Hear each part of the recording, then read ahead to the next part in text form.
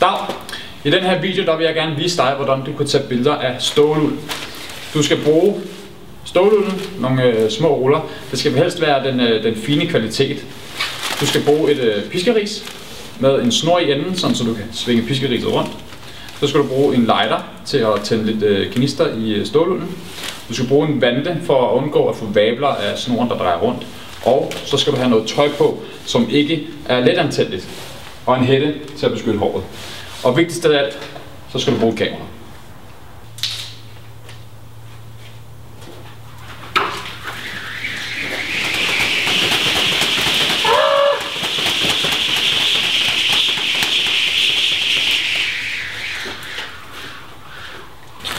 Som sagt, så skal vi bruge noget fint ståluld.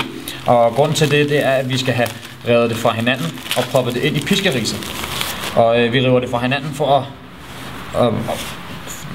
det fylder lidt mere ind i piskeriset, og for at flammerne kan få lidt bedre fat, og det ikke hele futter af med det samme og bliver til en stor klump ind i piskeriset. Så vi river det fra hinanden her, og så propper vi det i piskeriset.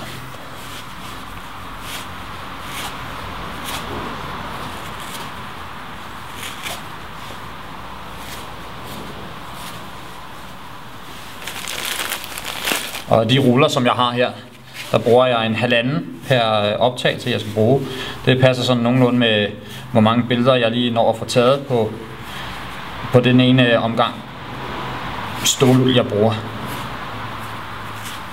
Sådan her. Og nu har jeg en fin lille bunke ståluld, som jeg presser ind imellem piskerisets stænger her. Sådan der. Og så er det på med vandet, rundt om med snoren, og så ned og stå foran kameraet med piskeriset og lighteren.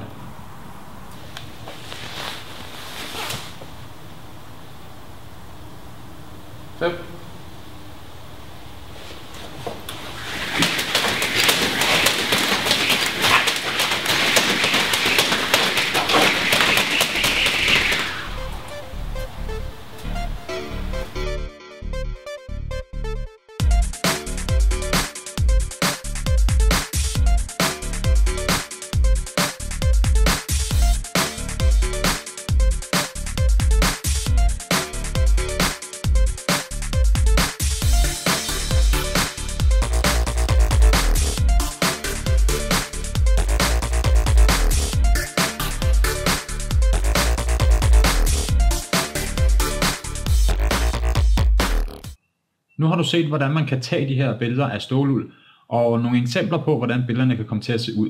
Og nu kigger vi lige hurtigt på indstillingerne.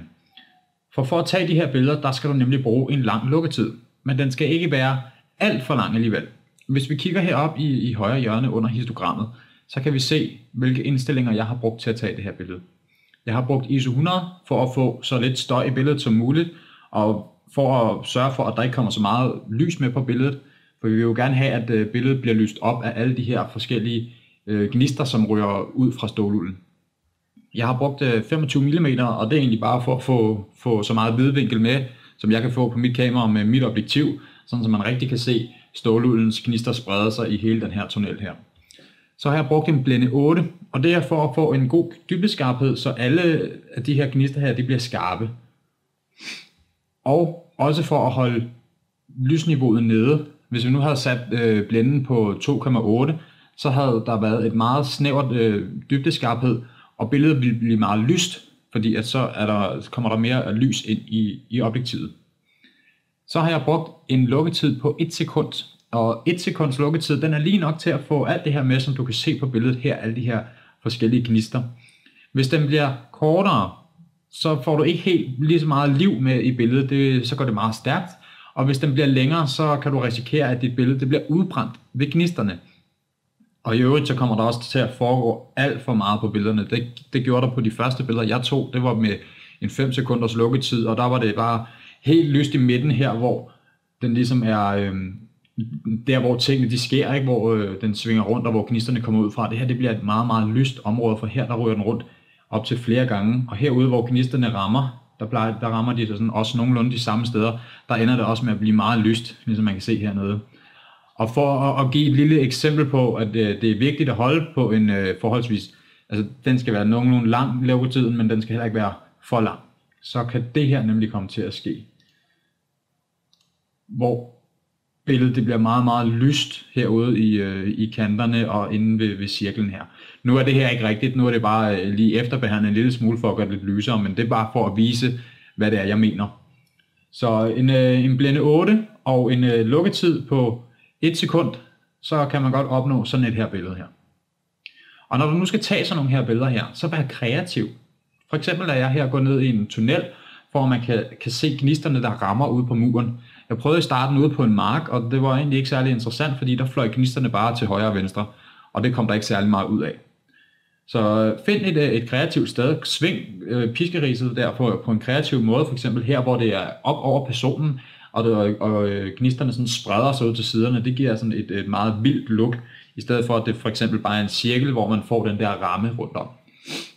Så god fornøjelse med jeres stålulbilleder. Jeg glæder mig til at se nogle fine eksempler fra jer.